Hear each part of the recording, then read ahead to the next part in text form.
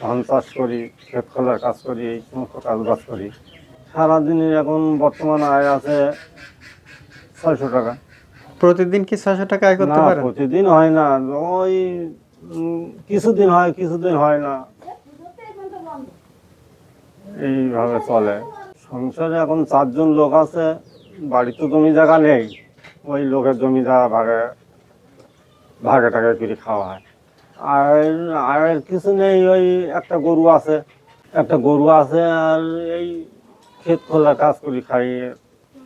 ওই গরু তো মোটামুটি ভালো হয়, কিন্তু গরু তো আমরা সেভাবে পুষ্টি পারিনি।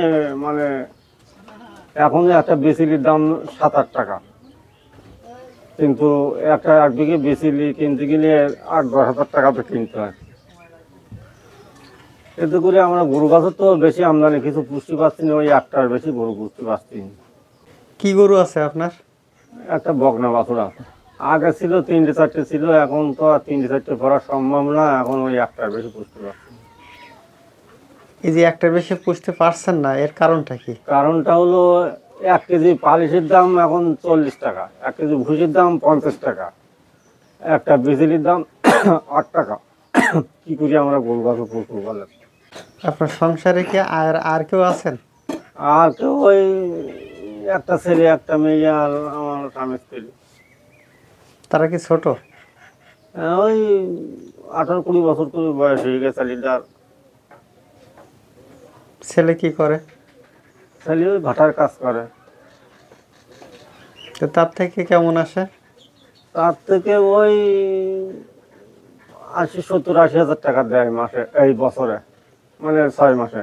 বাড়িওয়ালা তো অবস্থা খুব ভালো না, এইভাবে মানে বাড়িওয়ালার থেকে আমার সমস্যা বেশি, অসুবিধা। মানে বাড়িওয়ালা তো রোগগ্রস্ত, টাকা পড়া যায়, কামাই রোজগার করি, সবই ওই বাড়িওয়ালার পিছনে প্রায় চলে যায়। কি হয়েছে বাড়িওয়ালার? বাড়িওয়ালার ওই ডায়াবেটিস, তারপর মানে মাথার সমস্যা, এই সমস্ত মানে বেশি অংশের রোগ। প্রতিদিন 200 টাকা করে ওষুধ লাগে। 10 দিন যদি আয় করি, তা 4 দিন বাড়ি বসতে থাকতে। ছোটকালে যা ছিলাম তার থেকে এখন একটু ভালো আছি, মোটামুটি আগে বাবা মা থাকতে যা ছিল তার থেকে উপরালা কৃপায় এখন ভালো আছে। আপনার কি কোনো ঋণ আছে? হ্যাঁ, ওই মানে ঋণ আছে বলতে ওই সমিতিতে ঋণ আছে। কয়টা সমিতিতে ঋণ আছে? এখন ধরেন 2টো সমিতিতে ঋণ আছে। আচ্ছা, এই ঋণ কত বছর? এখান থেকে ধরেন 5-7 বছর তো চলতেছে। তো এই 5-7 বছর আপনি এই ঋণের মধ্যে আছেন। এখন এই ঋণটা কি আস্তে আস্তে বেড়ে যাচ্ছে না কমে যাচ্ছে? বাড়তি আছে, মোটামুটি যেরকম মানে আয় করার দরকার সেভাবে তো আয় করতে পারছি না, বুঝতে পেরেছেন? তাহলে তো আমি কি এটা বলতে পারি যে আপনি আস্তে আস্তে গর্তের মধ্যে পড়ে যাচ্ছেন?